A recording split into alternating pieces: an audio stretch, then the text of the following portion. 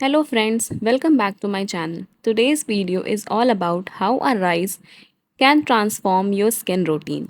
Firstly, I am using overnight soaked rice as cleanser. Just take a cotton pad, apply it evenly on your face and let it absorb for few minutes. After that, now take curd, soaked rice, and honey and make it a smooth paste and apply it. Scrub it very lightly, no pressure required. Just scrub it in a circular motion and wipe it off with a cotton pad.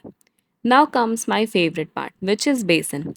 Take some besan and a pinch of haldi to the same mixture, apply it as a face mask, and put it for 10 to 15 minutes or let it dry. Now, wash it off and you will feel how soft and fresh your skin looks now. You can see the difference very clearly. Now, finish it with favorite moisturizer, sunscreen, and your favorite lip balm. Hope you like it. Thank you.